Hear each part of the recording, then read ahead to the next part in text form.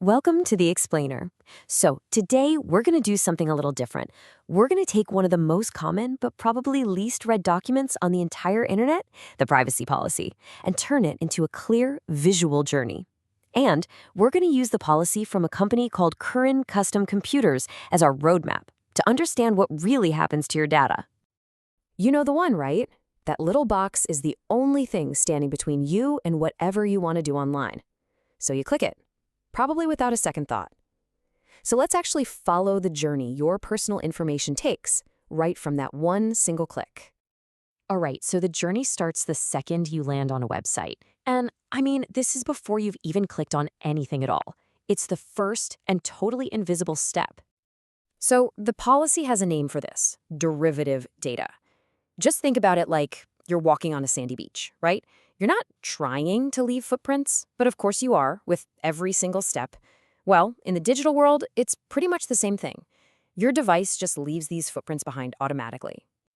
And it is wild just how much they can tell about you from these footprints alone. Look at this. Your IP address, that's basically your digital return address. Then you've got your browser type, your operating system. All of that paints a really clear picture of the tech you're using. And get this, they can even see the page you were on right before you got there and where you go right after you leave. Crazy, right?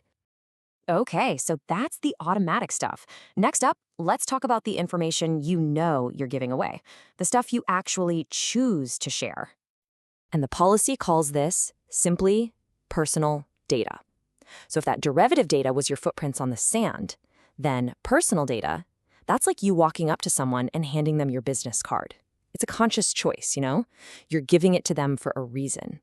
So on the website we're looking at, Curran Custom Computers, this happens pretty much when you decide, hey, I'm going to fill out their contact form. You're literally handing over your name, your email, and your phone number so they can get back to you.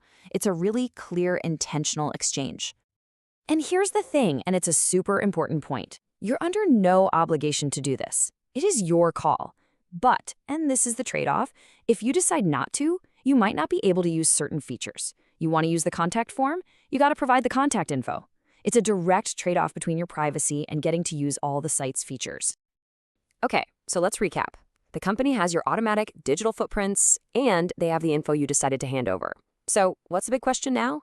What in the world are they doing with all of it? Let's follow that trail.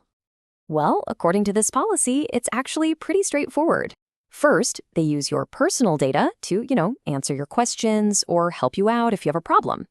Then they use all that automatic data to see how people are using the site, what's working, what's not, so they can make it better. And finally, all this data helps them keep the site safe and running smoothly for everyone. All right, but here it is, the big one, the question everyone really wants to know.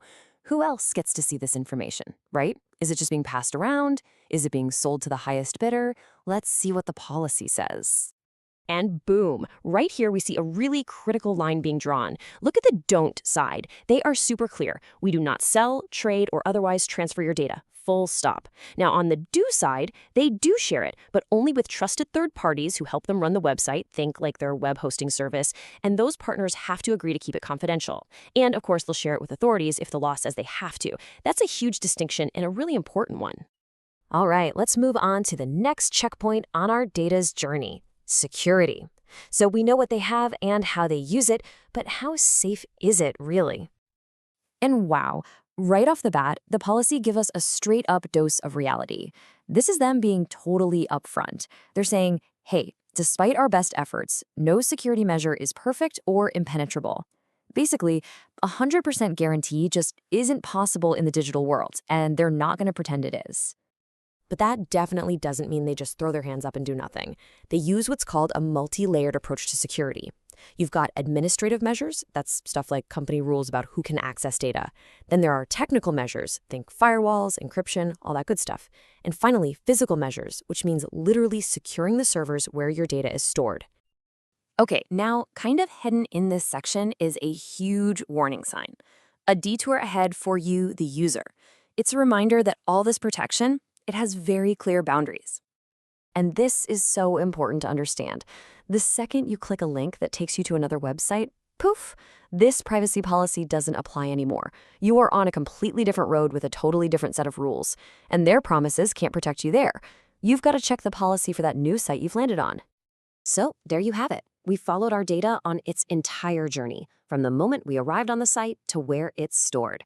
Now, to make this all super practical, let's boil it all down into a simple checklist you can use for any privacy policy you come across. Here it is. Just 4 simple questions to ask yourself. 1. What data are they actually collecting? Remember, automatic versus voluntary. 2. How are they using it? What's the point? 3. Who are they sharing it with? And are they selling it? And 4. What are the security limits? What are they being honest about? And, it's always good to remember why companies collect this data in the first place. It's not always some evil plan. This quote from the policy kind of sums it up perfectly. The whole point is to give you a smooth, efficient, and customized experience. It's basically a transaction. You give them some data, and in return, you get a service that works better for you. So we've done it. We've deconstructed that dense legalese, and we've mapped out the entire journey of your data. But the real question is, what happens now? The next time you see that I agree button, you'll have the map. You'll be equipped not just to click, but to actually understand. Thanks for joining me on The Explainer.